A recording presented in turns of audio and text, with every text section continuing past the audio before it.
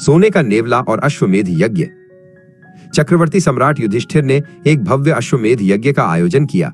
चारों ओर उत्सव का माहौल था और दूर दूर से ऋषि मुनि और राजा महाराजा आए थे।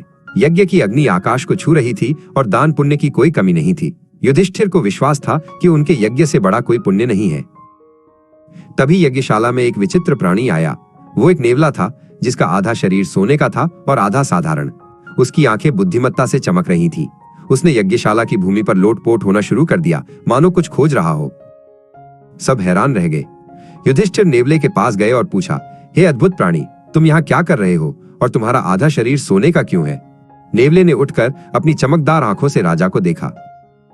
नेवले ने कहा, हे राजन, मैं यहाँ आपके यज्ञ की परीक्षा लेने आया हूँ। मेरा ये सोने का शरीर एक गरीब ब्राह्मण परिवार के महान त्याग की कहानी कहता है, जो कुरुक्षेत्र के एक छोटे से गांव में रहते थे। अकाल के बाद उन्हें थोड़ा सा जौ का आटा मिला, जिससे 4 रोटियां बनी। जैसे ही वे खाने बैठे, उनके दरवाजे पर एक भूखा अतिथि आ गया। ब्राह्मण ने बिना सोचे अपना हिस्सा अतिथि को दे दिया, लेकिन अतिथि की भूख नहीं मिटी।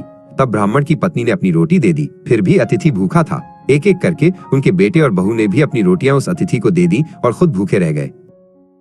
अतिथि, जो वास्तव में धर्मराज थे, उनके बलिदान से बहुत प्रसन्न हुए और उन्हें आशीर्वाद दिया। मैं उस समय वहीं था और जहां रोटियों के कुछ कण गिरे थे, वहां की धूल में लौट गया। उस पवित्र धूल के स्पर्श से मेरा आधा शरीर सोने का हो गया। नेवले ने अपनी कहानी पूरी की। तब से मैं दुनिया भर में घूम रहा हूं, ऐसे ही दूसरी महान यज्ञ भूमि की तलाश में, ताकि मेरा बाकी शरीर भी सोने का हो जाए।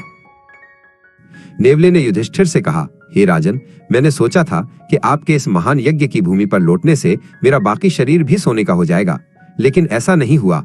इसका अर्थ है कि उस गरीब परिवार का निस्वार्थ दान आपके इस भव्य यज्ञ से कहीं ज्यादा महान था। ये कहकर नेवला चला गया।